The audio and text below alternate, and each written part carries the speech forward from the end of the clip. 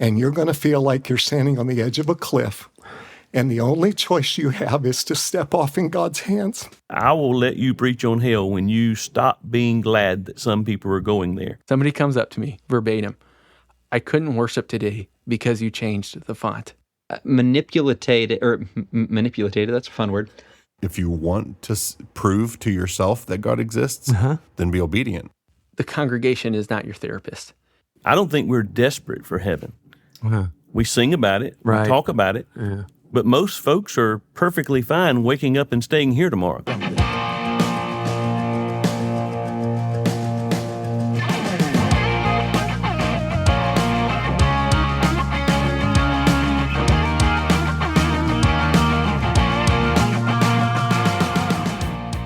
Hi, I'm Chris McNeil, and this is Ministry on the Move, a podcast interviewing pastors and ministers across the USA. As the father of the McNeils, I get to travel across the country singing the gospel, and one day it occurred to me that you all need to know each other. You are a part of the extended McNeil family and the body of Christ. Join me on a journey to churches of all shapes and sizes, different parts of the country, and see just what it takes to shepherd the body of Christ.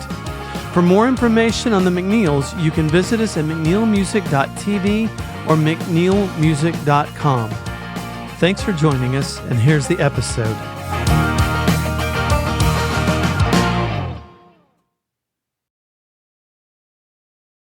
Hey everyone, this is Chris, Ministry on the Move. Last year, I sat down with Scott Jones, who is the pastor of First Baptist Church in Rockport, Texas, and you guys made it the #1 episode of the whole year, which says more about Scott than me, considering that he had to correct me on my own podcast about Twisted Sister. For some reason, I thought We're Not Gonna Make It was Quiet Riot. And I lived through the 80s. I have no excuses. And then Kimberly, Scott's wife, joined us at the end and said some of the most insightful things of the whole conversation. And I unplugged my interface and lost every word of it. So I came back to Rockport this year. I'm not sick. I haven't mixed up any bands yet. And my equipment is plugged in. We're already ahead of last year. If you're not already following us on Facebook, search Ministry on the Move with the McNeils, 2 L's please, and hit follow so you never miss an episode. Scott, Kimberly, glad to be back with you guys. Let's do this. Hey everyone, this is Chris, Ministry on the Move. We are deep into season 3 at this point, and today my special guest is Scott Jones, and his wife Kimberly is here in the room as she was last year. I don't know how you did it, Scott, but this episode, the episode where I interviewed you last year, was the #1 episode on Ministry on the Move. Oh. I don't know, you were probably paying people to listen to it or something, or... Yeah, I guess. Yeah, it was unbelievable. You absolutely blew up the podcast, and so I've got to think that you're well connected. Yeah. I was on a little bit of that one. So... and I'm not sick this time, so maybe it'll be better off. It'll be a better podcast since you're feeling better. I don't know. Maybe that's why people tuned in, was to hear the train wrecks. Yeah. That could be. There's no telling. So this episode finds the McNeils back down in Rockport, Texas, the Gospel Music Festival that First Baptist Church in Rockport has been gracious enough to host over the last... I don't know, this is probably the 4th or 5th year. We started in, 2020? Right before COVID. And on account of Hurricane Harvey. And I think that we've gone over that before. Yeah. So I'm going to, there's a pause that I just put in. And so I talked with Kimberly about this last night, but I don't want to take you guys down this road unless both of you are cool with it. I was thinking of asking you about the illness because I forgot about that, and it just dawned on me. But I don't want you to feel compelled to have to talk about that if you don't want to. I can talk about it. And you're good with it? Okay. Yeah, you said so last night, but I want to make sure, because the idea here is not to not to dig and not to pry, but to, that one of the things that I talk about on the podcast is that every pastor quits on Monday morning, right? There's a real sense. There are times when it can be discouraging, but I think that listening to each other's testimony can create a real sense of hope. So Yeah. So how have you guys been? It's been a year since I've seen you really or talked to you. The church healthy, going in a good direction? Any crazy changes? Did you add 4 services this last year or anything like that? We didn't. So everything is going really well. We continue to, like a lot of churches, to rebound from the pandemic and the changes that came about as a result. Is that still creating challenges for you? So I think the biggest challenge is that people, especially, let's say, families, got into a certain pattern, and I think that it's hard to create new patterns unless they're compelled to do that. And so I think our engagement levels are still relatively high, but attendance is not what it used to be. So if we could get everybody there on the same day, we would have quite a crowd. But that's just not how it works. Not where we are.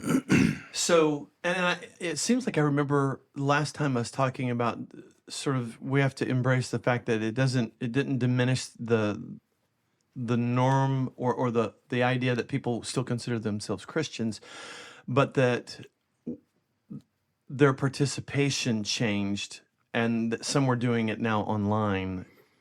Do you guys do you have a strong online presence? We do, yes. Yeah. And, people will watch when they're away. They'll watch when they're sick. They'll watch when they just decided to stay home, when they're homebound, when they're traveling. We get Winter Texans who watch, who live in other parts of the country. So, And that would be an extension sort of the core of your ministry, right? That you serve a large, we call them Winter Texans. So there's another term that I used growing up that we don't use anymore. Snowbirds? Is that? No. They would fly down here for the winter and then Winter Texans. for Winter sure. Texans. Winter Well, Texans. okay. yeah. All right. Is snowbirds a pejorative? I wouldn't use it. No, okay. In fact, when we were moving here, we were told these people are Winter Texans. Uh-huh. And called Okay. us- Yeah. Which means, I guess the point of this is that they embrace Texas as their home, and that they want to be thought of that way, not as somebody leaving the north. Yeah, It's so difficult though because a lot of our Winter Texans are actually from the Panhandle of Texas. So what do you do with that? I don't know. Oh, that's crazy. Winter North Texans. they're lovely people. They're church going, and they're committed. They volunteer. They're very encouraging and supportive. They show up, and also I think our church still has a traditional worship service with a choir for one of our worship services and a contemporary in the other. And Winter Texans tend to like both, but especially the older crowd gravitates more towards the traditional service, and their home churches don't always provide that anymore. And so I think that it's a refreshing thing for them. Yeah, you guys are one of the. You're kind of in a minority now. Everywhere we go, I ask people, are you traditional? Are you contemporary? Are you blended? And almost without fail, it's either contemporary or blended. Nobody says that we're traditional anymore. There are some, but it's a vast minority from my perspective. And that may be a reflection of the types of churches that we go into. I don't know.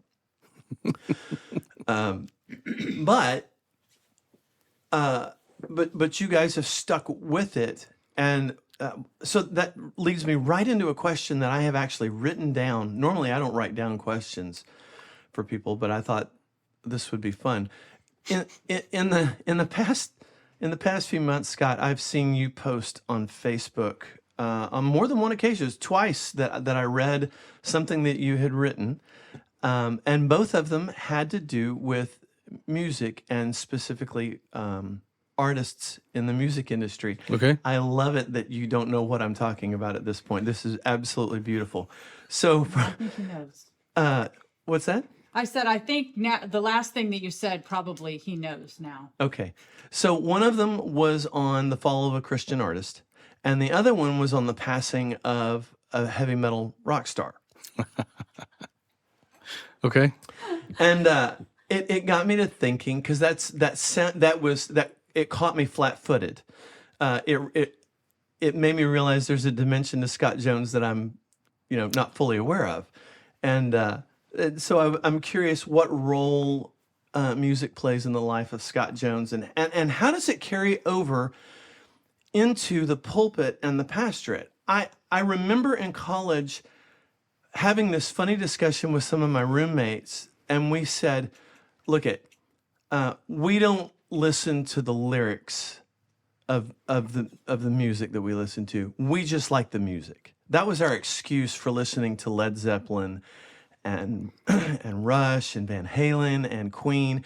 And then here I am at 58, and I say to you, Mama, I just killed a man, put a gun against his head, pulled my trigger, now he's dead, right? I'm 50. We were lying. Yeah.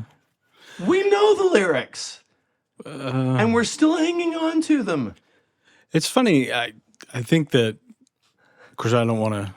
Only you can know why you did that. But I think the part of the culture and just the expectations that other had, you felt like you had to say what you were saying. It is just the music, but you were listening to the lyrics as well. Yeah. Now, that's not always a good thing. Right. It's not always a bad thing either. Right. It's like all art.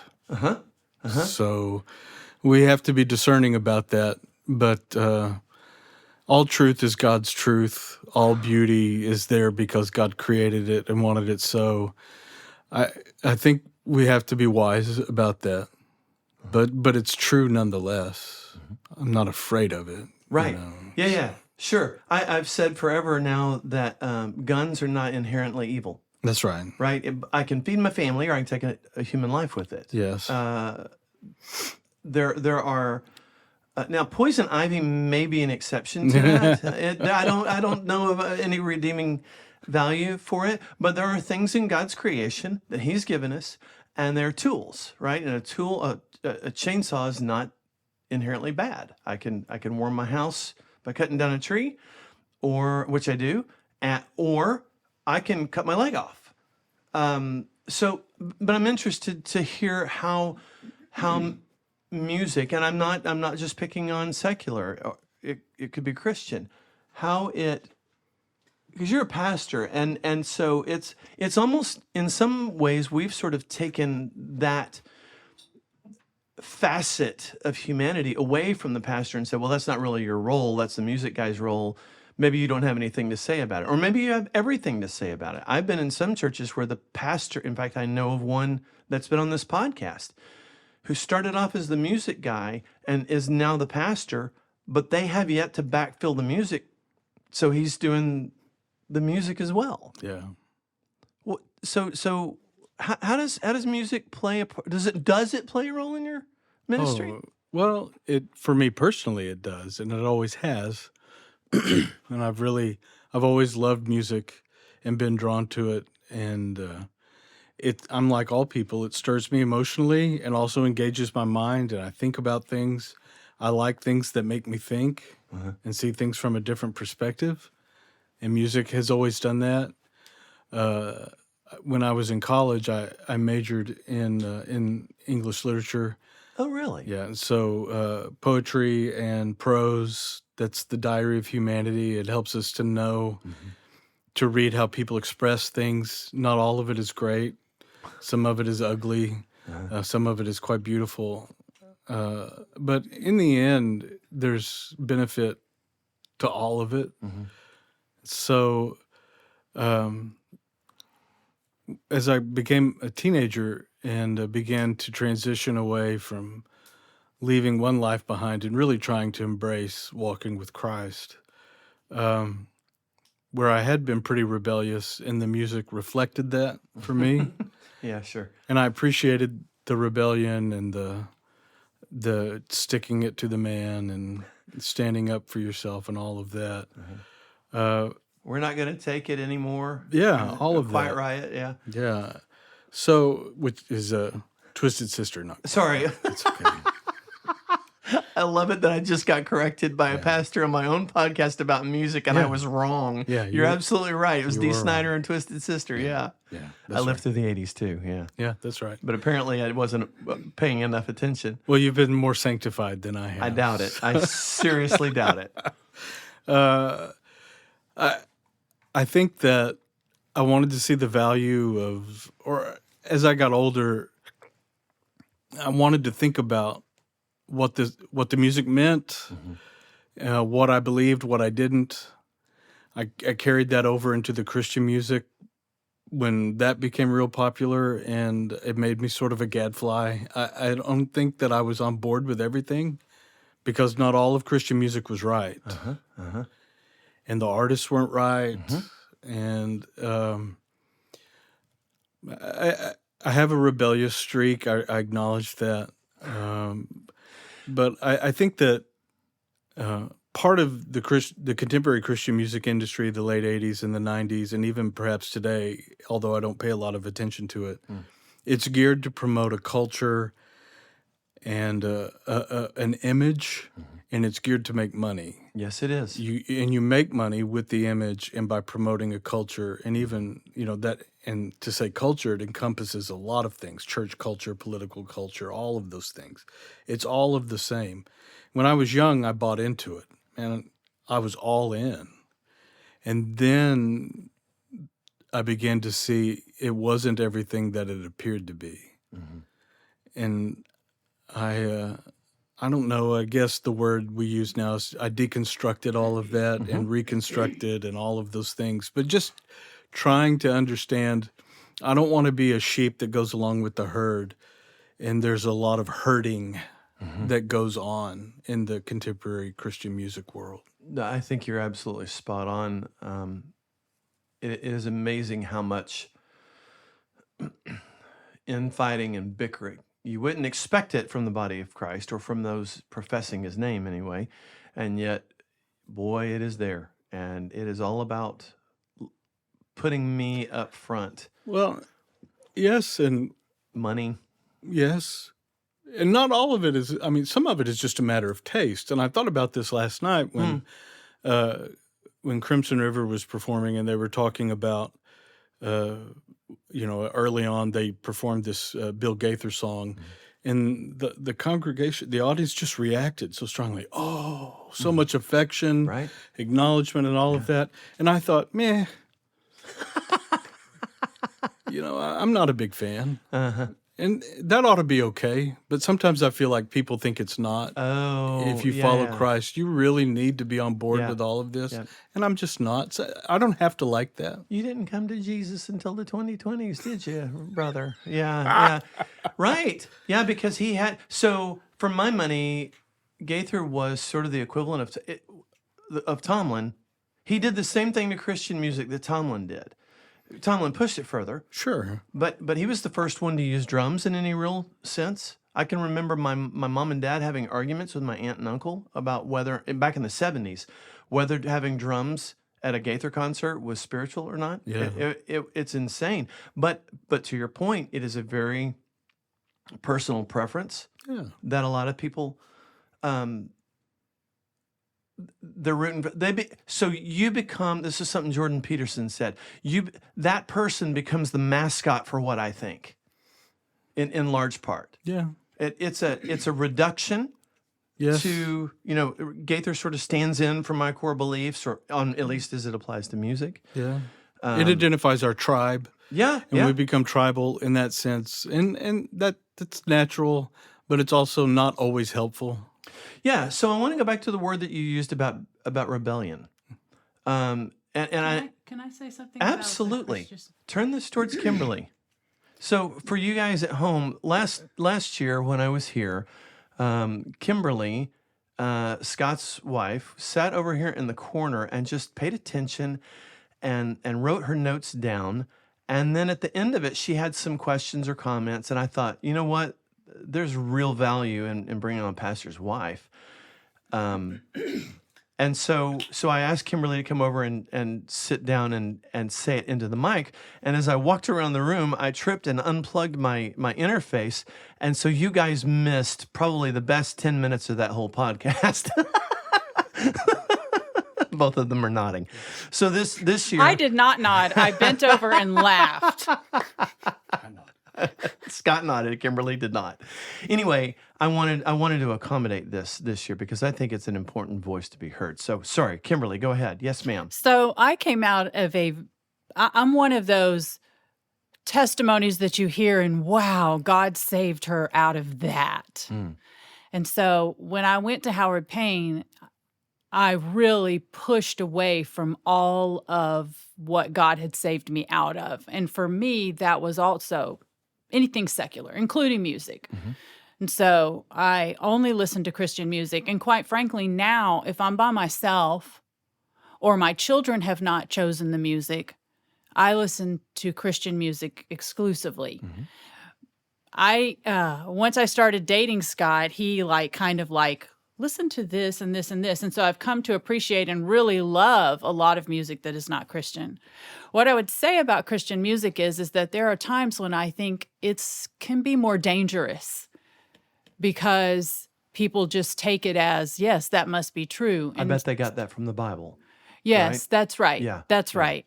And like you said, it's an easy way for that to be my theology, and I don't have to really look very deeply into the Bible. I can just believe this. And plus the fact that a lot of times what Christian music does is just make me feel really good about me. And it tells me things that God may or may not do that I just like. So one of my kids' favorite things, and I say that very facetiously, is that as they have grown up, if we are listening to Christian music, I will say, now let me tell you why that's not biblical. And boy, they love that. Now they just roll their eyes, But sometimes they have friends in the car, and since I know my kids are tired of hearing it, they will, shut me. The friends will not. And so I'll be like, so and so, let me tell you why that is actually not correct. It's a favorite thing of my kids. But all of that just to say, we have to have a critical ear and a biblical mindset no matter what we're listening to, and not settle and think that with a Christian label, that means that it is actually biblical. I go with that.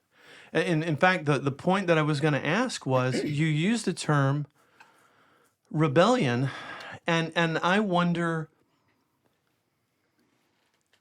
if, so to me, rebellion, we have to define the terms, because I wonder if what you might mean is cynical. In other words, you're supposed to stone a rebellious child in the Old Testament, right? Now, nobody's ever done that, and I don't think, and I'm certainly not encouraging it. That's not the point. What I mean is, from a biblical perspective, rebellion is not okay. It has no place in the life of a believer. You don't kick against the goats. But cynicism, a Berean mindset, something that takes in what it sees and is not afraid to stop down and ask the question or to challenge what's coming at it, maybe that's really healthy. So sort of tease that out for me. Yeah, I see what you're saying. I wouldn't use the word cynicism as much as I would call that critical thinking. Yeah. Okay, that's a better word. So, I go with that. If someone tells me that God's word says this, or especially it's a Christian artist, whatever that is. Right. Yeah. This person's a Christian. It's okay to listen to them and to embrace all of that and to go all in, and it's safe. Right. It's safe. And that, really? And so being able to think critically, you're able to ask questions about that. Why is that so? Are you sure? And what happens if I don't? Buy into all of that, and people consider that to be rebellious and maybe even cynical when it's not. It's just critical thinking. I'm just trying to decide for myself. As you said, the Bereans like that. We just want to know. Yeah. Just want to know and understand. And just because someone is labeled and marketed as a Christian artist doesn't make it so. Mm-hmm. And just because someone is not doesn't mean that they're not people of faith. Right. That have valuable things to say, Mm-hmm. even though they're not going to perform in your church necessarily. And I want to be open to both realities. Yeah. So It's so fascinating. There's a lot of my world coming together right here, right now. You very much, it just dawned on me, you very much remind me of my youth minister. His name was Jerry Solomon. I've talked about him a little bit on the podcast. And he worked for Probe Ministries, and he did something he called Rock Talk. And he would come into your church, and he would talk about rock music, and he would flash up album covers, and all the parents would recoil in horror. yeah. But then he would put the lyrics up, and the youth would recoil in horror, right? And at one point, I gave Jerry 300 albums that I had because I said, a lot like you, Kim, it was sort of that realization that, man, I don't need to be listening to this because if that's what's going on. But Jerry, not unlike you at all, Scott. In fact, he was the one who taught me all truth is God's truth. He's the guy who told me that phrase for the first time, all beauty is God's beauty. So it's not original to you, and I doubt it was original to him, No, but it's it was. not, yeah. But it's a very. I think it's worth screaming from the rooftops. And that Jerry, during his Rock Talk, would point out that Dallas Holmes in Rise Again, Jesus never said, "Go ahead, drive the nails in my hand, laugh at me where you stand." That's the lyric, and Jesus didn't say that, and he was very quick to point that out. And in the next sentence, he would say, "Now I want you to listen to this song by Kansas. It's called Dust in the Wind, and it sort of overlaps with the book of Ecclesiastes or the book of Lamentations." Yeah. And it tracks. And the one is marketed as Christian, and the other is marketed as secular, and neither one of them really deserve that moniker. Yeah. Yeah? Yes. And I think that's kind of what I'm hearing from you. Yeah. I just think that, excuse me, Christians at some point, and I mean no disrespect or offense, but there grew out of the 70s and into the 80s and well into the 90s and beyond this counterculture where there was a Christian subculture that became almost a dominant culture for folks. Mm-hmm. We come out from the world and we live separately, and we provide viable alternatives for just about everything: education, TV shows, movies, music, clothes. How funny. You name it. Steve Taylor, do you know who I'm talking about? Yeah. One of his songs, he says, "And we only drink milk from a Christian cow." Yeah. And that's a lifestyle choice that families and people will make, and there's nothing wrong with that. But those who don't embrace all of that, there's nothing wrong with that either. Right. And so I remember as a youth minister getting sent these posters that had all these Christian alternative options for music. So if you like this band, consider listening this band. And they just happen to be on our label. Right. And so I'm just jaded by all of that now. Sure. It kind of dawned on me. We have a DVD of the Newsboys Houston We Are Go tour, and I adore that album. Yeah. That is a great concert.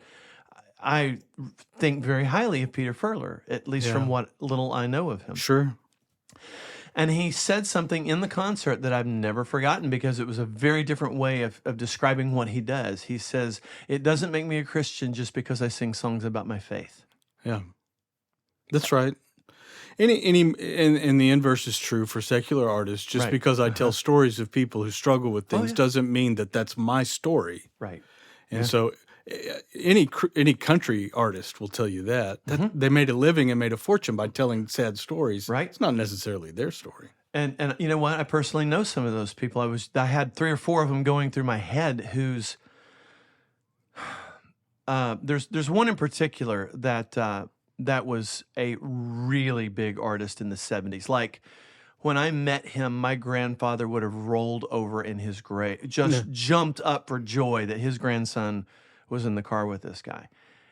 his country music career is not something that you would hold up to and say, here's some really good theology, right? You want to follow Jesus, do it this way. But I met the guy at a Bible study, and the dude was solid. Yeah. And I was blown away. And let's put it this way. How about let's just get really real. I was convicted at how wrong I was. Well, yeah.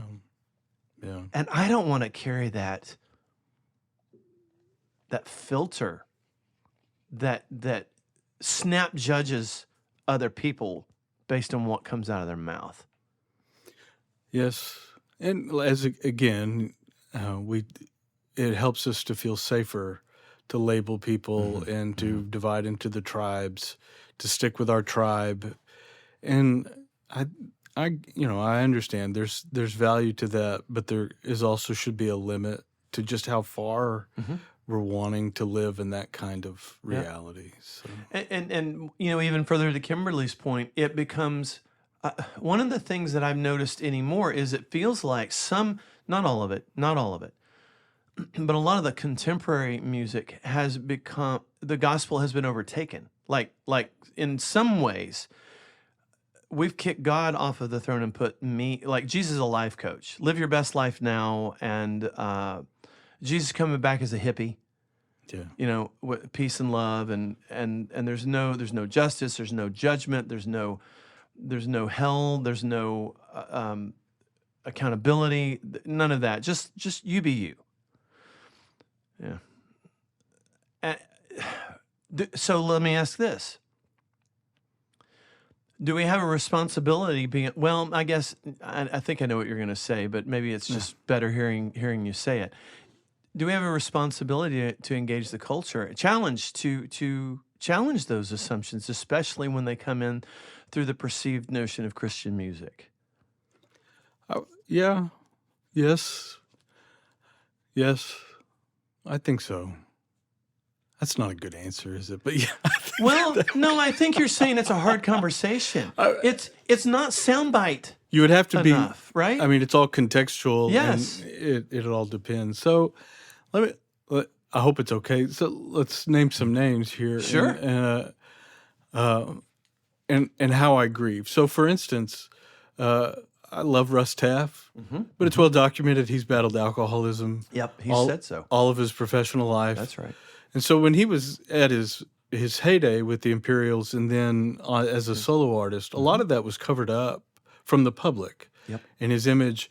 And what I want to say is we don't want to celebrate the fact that what he was struggling with. Right. We certainly don't want to encourage that kind of lifestyle where people can become addicted the way that he was. Right.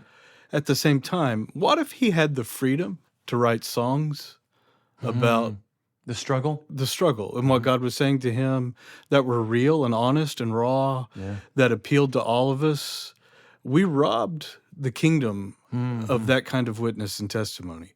Rich Mullins is the same way. Yep. And so instead, you have to go to Johnny Cash or Bob Dylan or even Ozzy Osbourne. And he's, I mentioned, you brought up, and so what struck me about Ozzy after he died was I heard a cover version of Crazy Train that was an acoustic, really stripped down and slow version. Where you could actually understand what was hear being the lyrics, said. And I thought, man, that is just, I think people identify with that, especially, baby boomers. But I think in every generation, I thought, that's really something. Now, it gets lost because it's Ozzy. Right. And he played into that and made a fortune off of that image and all of that. But the song is fairly insightful. I know what you're saying. So I know what you're saying. If I want something that's real and honest and helps me to think and to grow and to be challenged and to hear the Lord, Christian music and culture is not always going to do that for me. And not everything in secular culture is harmful just because, it's 100%. It's a false dichotomy. It's just not this or that. So and yet we get the I don't know if you know who Vodi Bakum was. Yeah. The term that he used was society will jam you. And they make it so that it's not okay for you to say certain things. Yes. Right now, they're doing a fantastic job on a number of fronts with Christianity. It's hard for a Christian to speak out in the public square anymore. We're jammed. We're intentionally sort of. They've set it up so that the minute that a real, honest conversation about Christ comes out, you feel stupid saying it. You can only say it when it's comfortable. How do we take that back?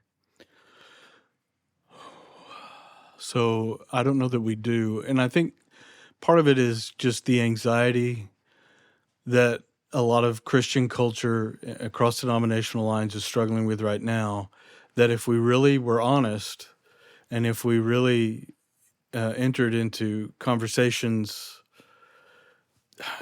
what I think is that we feel compelled to protect ourselves and our churches and our families from sin and sinners, from temptation, and we think we can control all of that when we were just wrong. Right. And as a result, we exclude people. We don't necessarily, I don't think that's the intent. Mm-mm. The intent is to protect from sin, but we end up excluding and hurting people.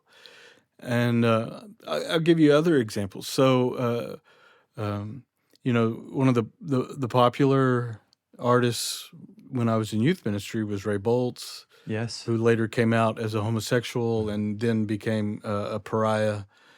Jennifer Knapp, the same way. Yep.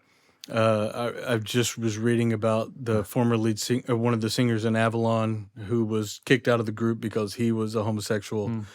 And so at this, in our denomination, we would react very strongly about anything that said that we want to be affirming of that and saying it's okay. And I understand we're trying to follow what we believe the Bible says. But at the same time, there are people in our churches and in our families, and there always have been, who are struggling with same-sex attraction, and they want to draw close to the Lord somehow and to have a life of faith and to understand what all that means. So what if Ray Boltz was given the opportunity to write songs about that or to help? But we didn't even consider that. It was never even an option. And now someone like Jennifer Knapp, who's trying to have those kinds of conversations and dialogues, she's just not being listened to. Right. And I think it's because we're just afraid of what all of that means. It's not enough that I don't agree. I have to protect the tribe, the brand, as it were. And the tribe, both. So we're just not even gonna. We're just not going to do that. So one of the interesting things. Okay, so first of all, you didn't know this. So for you to bring up Jennifer is fascinating to me. Her album Kansas rocked my world. Yeah, so good. That is such. We loved it. Yeah. An emotional and intimate, fun album. I've listened to it in the last year. Yeah. When I was on staff doing contemporary worship before Chris Tomlin was sainted, I think I covered 10 out of the 11 songs or 10 out of the 12 songs on that album. So when she came out, it was an entire stop down. It's like, okay, what do you do here? And you're right. It's hard because it feels like you're validating the lifestyle. In one sense. Yeah. In the other sense, you realize that there's no difference between. I want to walk this fine line here.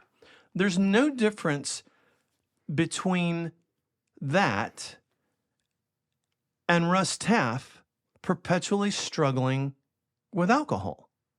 They're both sin, according to the Bible, and they both have the same sort of. Well, let's even take here's another one. Michael English. Are you aware of him? Yeah, okay. So, boy, he was my hero. That guy can sing. Mercy. Yeah, but but he had an affair on the road with one of the girls from First Call and gave back 5 Dove Awards. 5. Yeah. That's a lot. He was at the height of his career and in 1 minute became a pariah of the industry. And yet, both Russ and Michael were allowed to come back. I'm not certain that either one of them fully conquered their demons. I'm not certain. Now, Jennifer has been more outspoken, and to my knowledge, I don't know that she's I know that she became a pastor, right? She's now ordained in what is it, the Episcopal Church, I think. I don't know. So she's still. I don't. It's like she hasn't left the faith, kinda. She hasn't. And I mean, what I think is that specifically her struggle is a reflection of the times we're in, whereas at this point, we are not as caught up on substance abuse and on, infidelity and divorce the way that they were 40, 50 years ago. Right. And what we are right now is trying to protect the culture and the faith from things like homosexuality and all of that. And so in 40 years, probably will be viewed differently. I would imagine you're right. I don't know. Boy, you just triggered something. Did you just say that we're caught up protecting the culture? Our culture, yes. Our tribe. The Christian Yes. culture? Is that what you meant? Yeah. So okay, now this is an honest question. I don't know the answer to this one. There's no angle here. I've heard that is such a big thing for Christians, how we interact with the culture. Is that something? Can you talk about that for a minute? What is let's just make it very open-ended without any expectation from me to you. What is the duty to a Christian in a specific culture? Because I might be in Rome in 100 AD where there's lions at the end of my journey. I could be in America in the 16 or in the 17 or 1800s, and that's a requirement in order to be president of the nation now.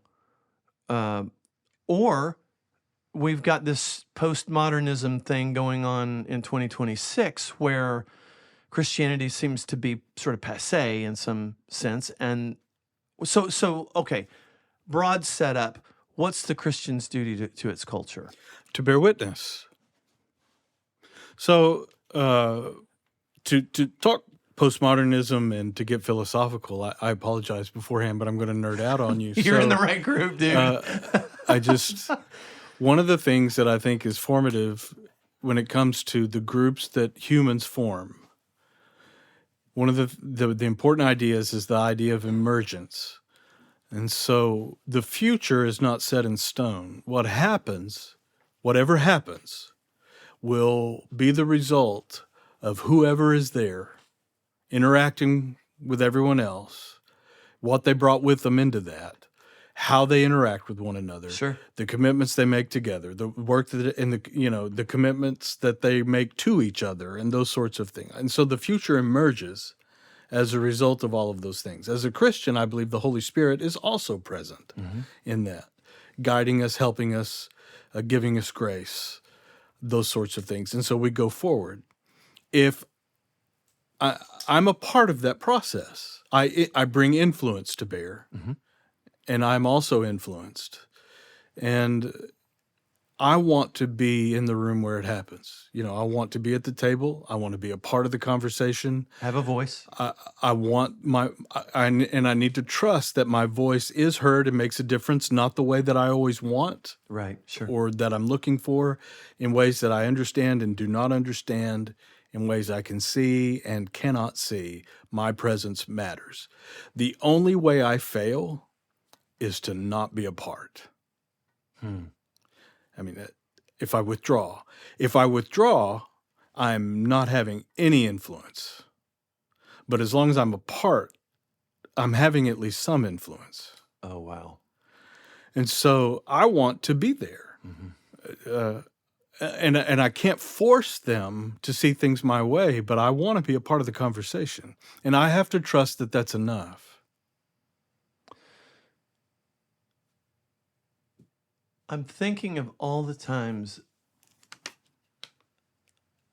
that I've participated in a conversation and then realized at the end of the day, though, how terribly wrong I felt.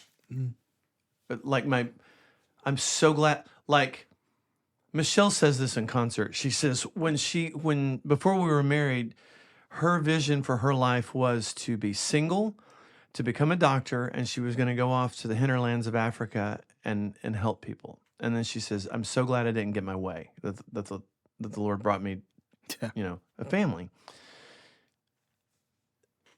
How, but okay. So that's there's one guardrail, but I want to reinforce what you just said. I'm not taking issue with it. I'm trying to get you to comment on this, maybe. What you're saying is that the participation is really important. What I'm asking is, in retrospective, how then do I deal with the fact that I participated, but I don't even agree with myself anymore?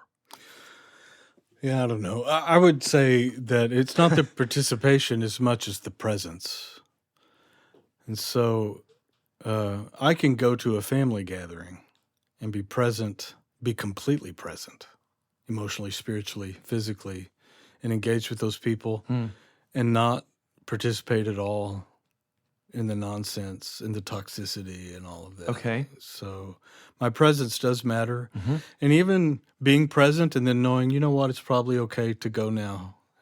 Merry Christmas to all of you, It's all a good night. Yeah. We're out. That's right. Yeah. That's right. That matters. Yeah. That matters. I don't know that answers your question. And I also realize that everything I said raises the anxiety in people because we see the threat. We don't, if I'm present and I'm part of the conversation, then there's a chance that I, and especially those I love, will be influenced in all the wrong ways.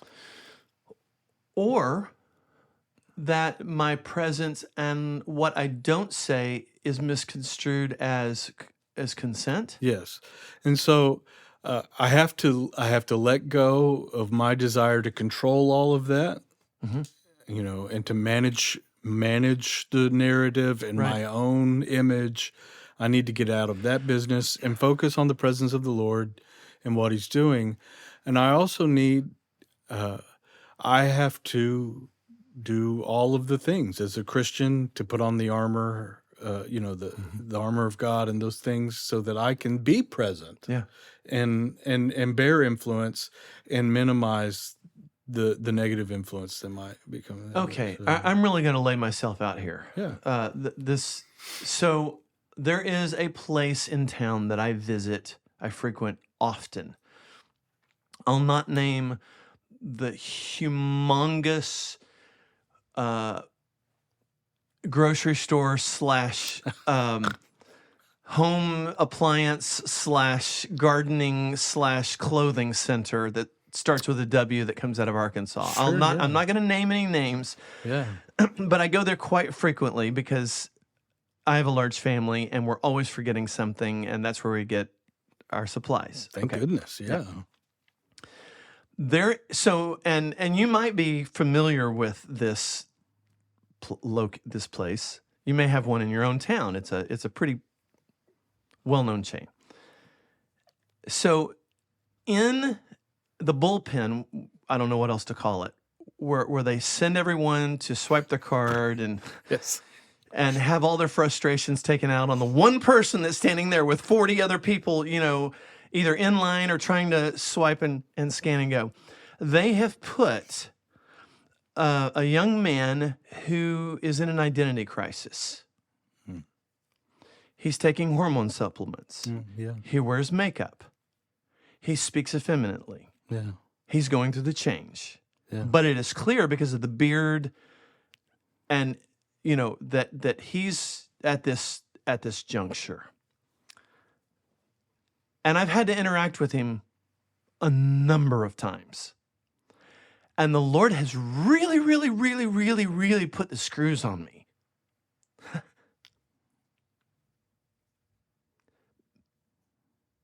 We have this review on the way home of how I interacted with him. Oh, yeah. Right, God and I. Because in the beginning, I would leave, and the Lord said, well, why did you do that? Why did you behave that way? And the best I could come up with was something along this line. I need him to know that I see him, but that I don't approve his actions. And the Lord says back to me, how are you going to have an influence on him? If you can't take him where he is, how are you going to get him to do anything, to change, to hear your voice, to hear your presence in the room, to accept that as something other than someone who's coming after him? Yeah. That's tough, man. So I'm going to tell you, and I'm going to say things, and this is going to get me in trouble, but I'm going to say all them. good. I'm going to say them anyway. Again, Hold on. I'm sorry. But just so I've made my point real clear to everybody, what the Lord's doing is softening my heart towards him. yeah. Just in case that I didn't underscore and bold that part. Sorry, I didn't mean to interrupt. The American philosopher and novelist David Foster Wallace talks about, being, that our default setting causes us to be pretty insular, pretty self-centered, at the expense of real, genuine, helpful engagement with the people who are around us all the time. And if I don't make a conscious decision to shift my default setting, then I'm going to be a selfish turd in most social engagements, whether I do it on purpose or it's subconscious.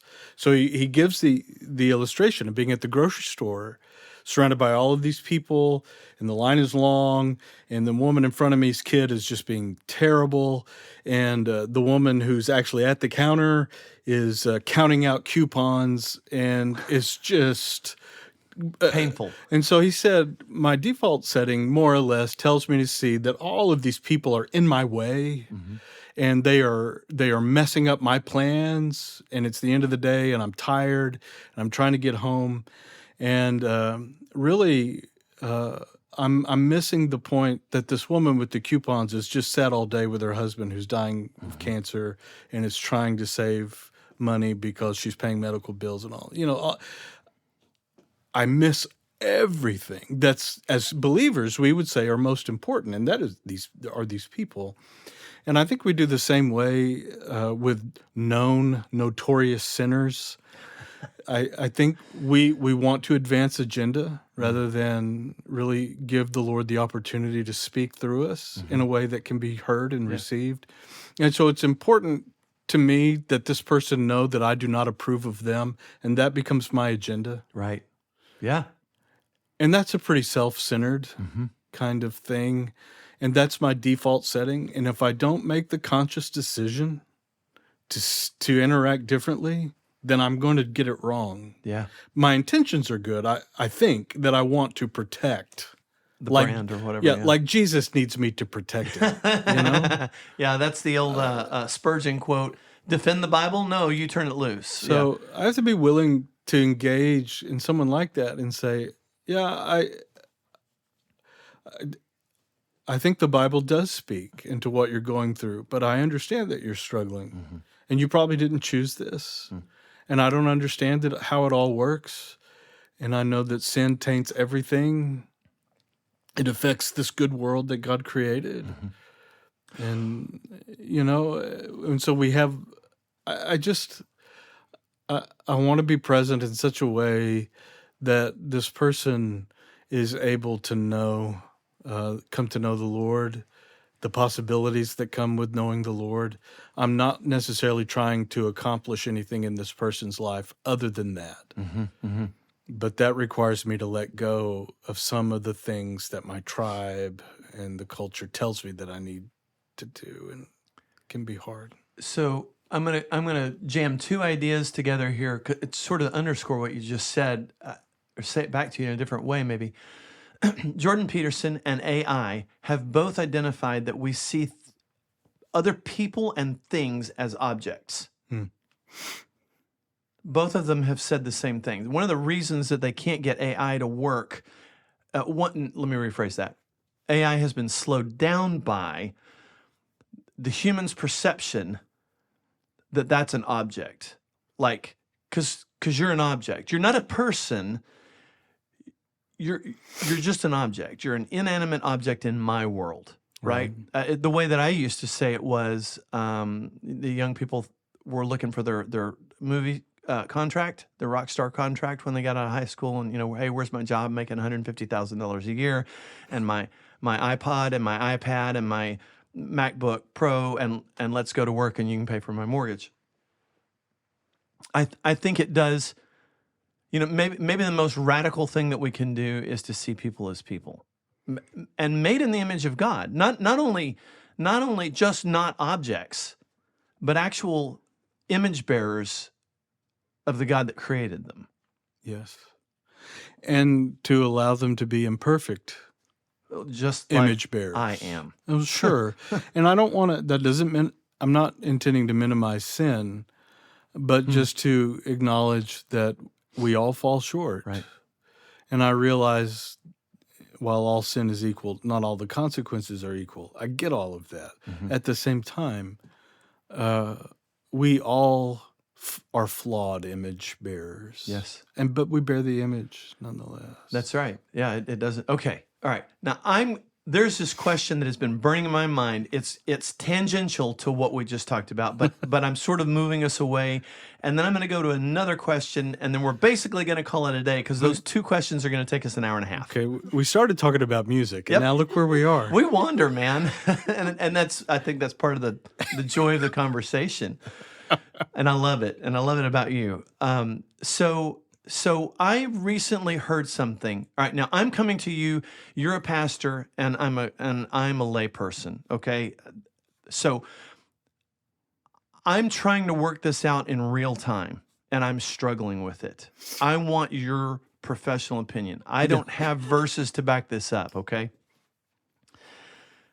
But I listen to a lot of podcasts, and I listen to a lot of preachers who use podcasts sort of as their avenue. So this is a very biblical topic, but it's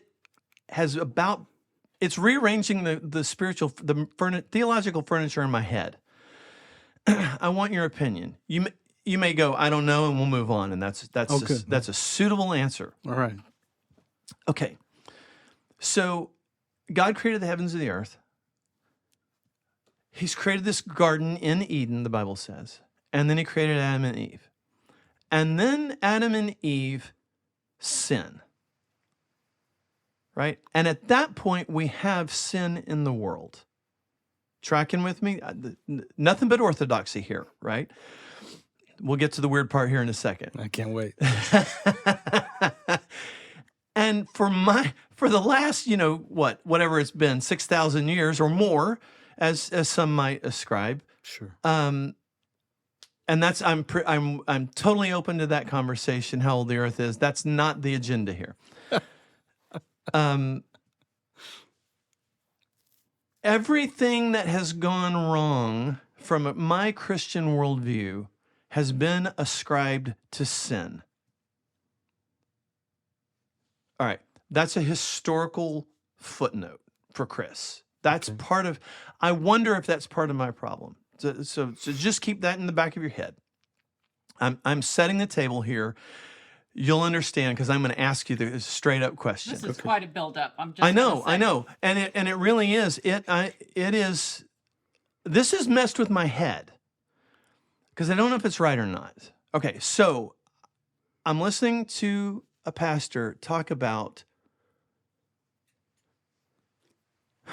Let's see if I can do it justice. So he says to Job, oh, this is going to get emotional for me. Wow, I don't know why. He says, where were you when I created Leviathan?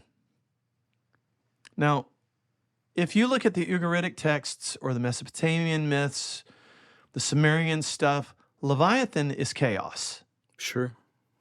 right? And so what this pastor has said is, his takeaway, I'm going to try and simplify it, that we make this terrible mistake in the church,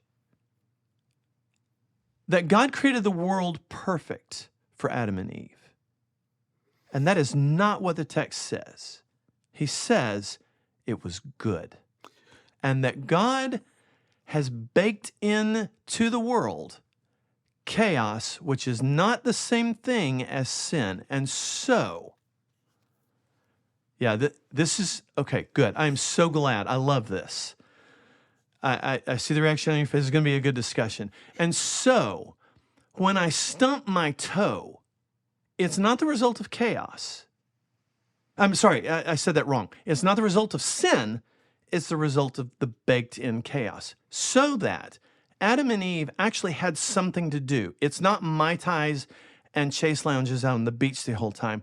There was work given to them as a reward from God to straighten out the chaos. Now, I can strengthen that argument if it's appropriate. I don't know if it is or not, but I'll just simply touch on the fact that in the beginning, God created the heavens and the earth, but darkness hovered over something he had not created. Darkness appeared. That's not of God. He's light. In him there is no darkness at all. So something pre-existed the creation of the heavens and the earth, in my view. And he hovered over the face of the deep, right? Or however you want to translate that. It doesn't say that he created the deep and then hovered over it.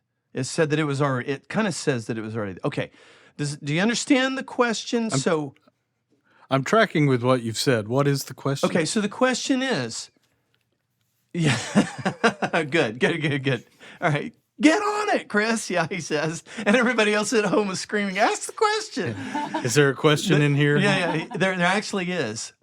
Is that an accurate, so I don't see this chaos in the creation story per se, but it feels valid, especially when I read about Leviathan and Job, and when I talk about this God putting the world in order in Genesis 1 and 2.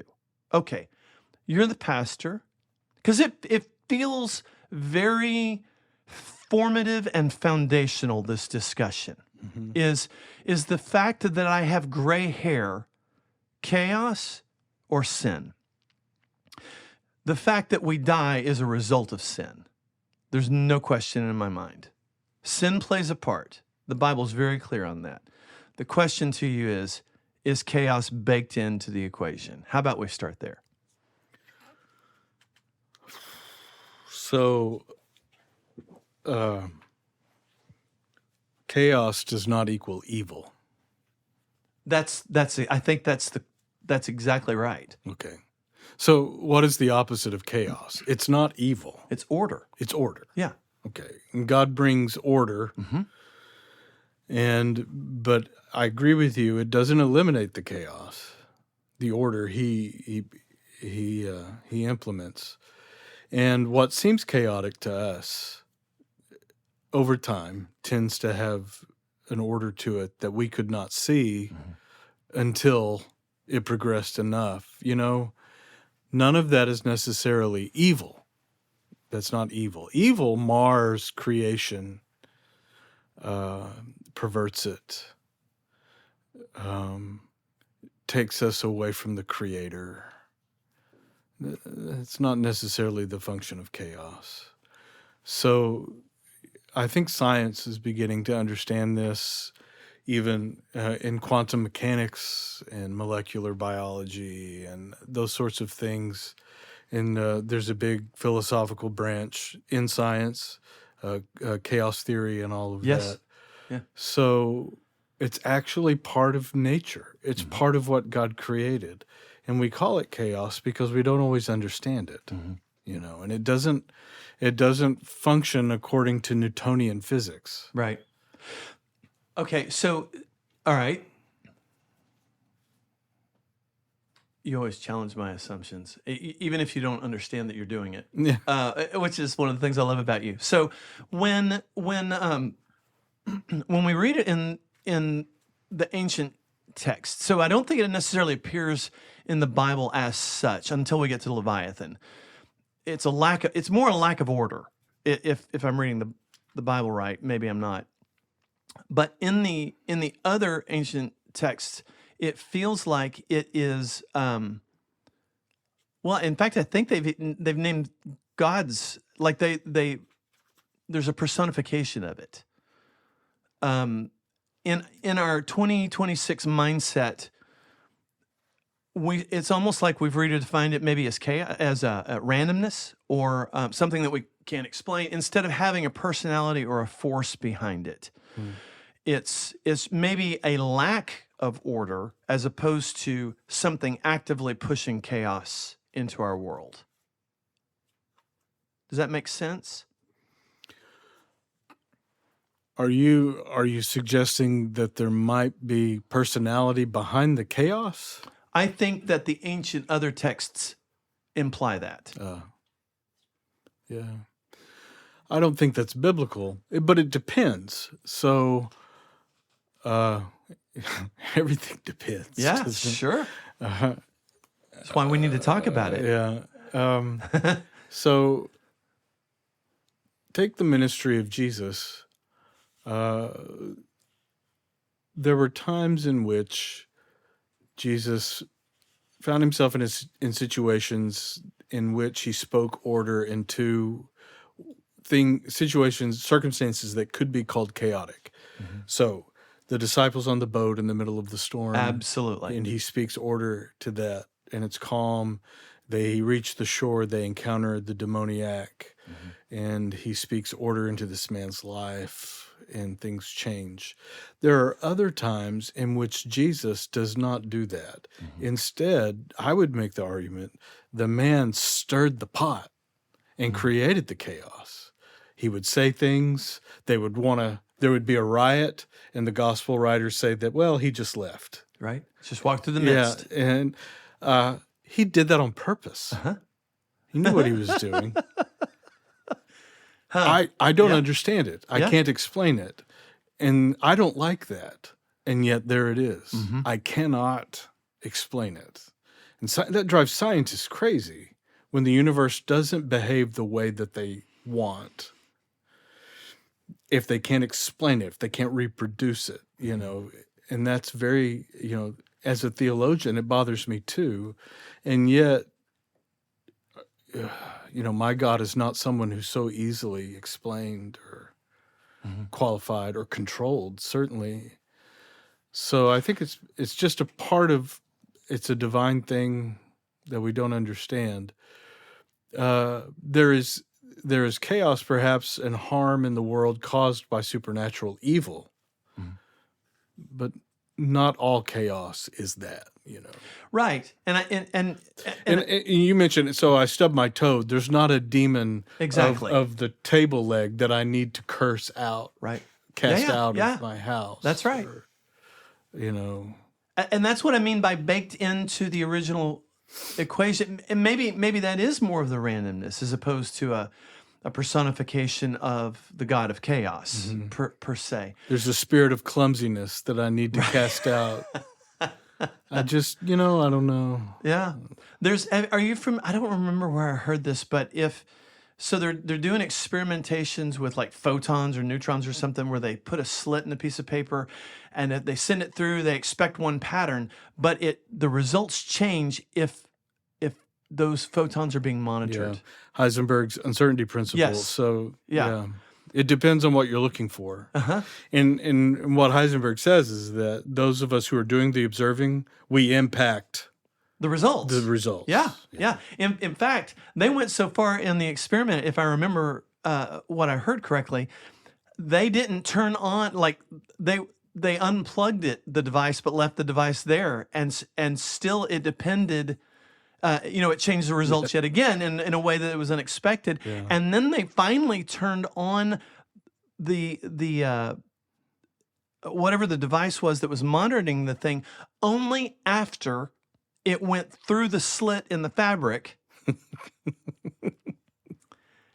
and it still gave them. Yeah. It actually went back in time and changed the way. So crazy. Yes, and it was totally unpredictable. It's just, And we look at that, and the Lord. What is it? Psalm 2. The Lord in heaven laughs. Yeah, Right? yeah.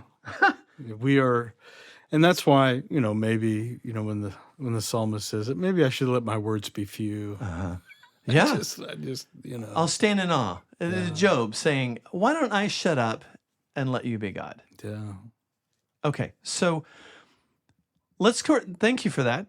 That I think you're saying that I'm not crazy to entertain this idea of something that's not sin, but is also perplexing in ways that I don't necessarily like. I would affirm that. Yes.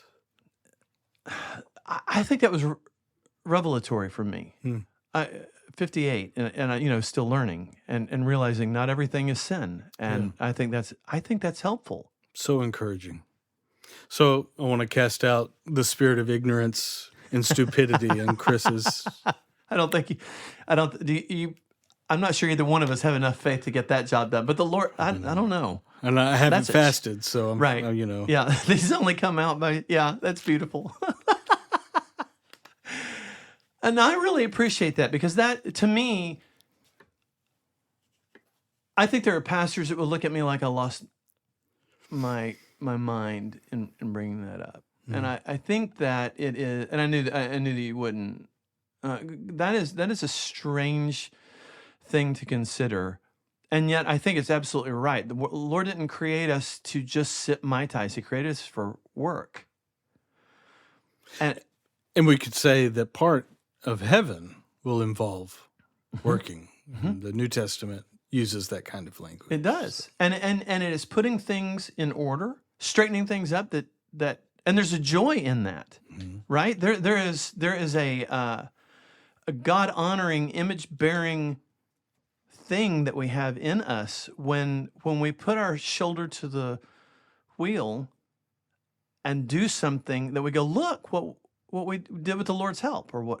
Yes, and the promise that our work will have meaning and results. We'll be able to see and enjoy the fruit of it. You know what? It almost kind of comes back to you being at the family gathering, or that gathering, and saying, my presence matters. It does make a difference. So it's the image bearer walking into chaos, as it were. Yeah. Maybe sometimes sin. Maybe. And just the presence of the image bearer, who is not afraid to say that he or she is an image bearer and nothing more. Maybe that has an effect on the chaos. Yeah. Maybe that brings a presence to bear that the chaos reacts to. And in ways we can't predict or control. Exactly like the photons going through the slit in the cloth. Yes. And if I'm needing to be in control, that's going to be a very frustrating experience for me. And so it takes a great deal of humility and faith to trust the Lord, to walk by faith and not by sight. Yeah. That'll preach, huh? It will. It may not sing, but it'll certainly preach.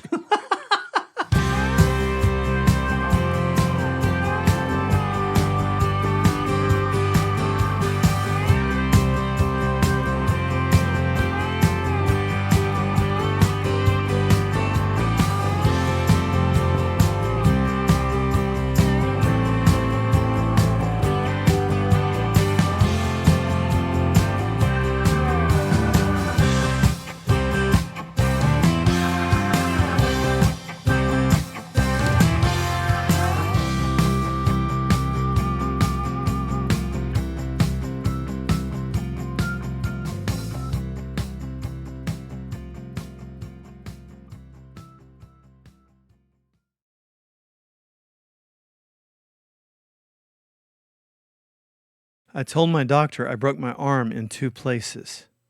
He told me to stop going to those places.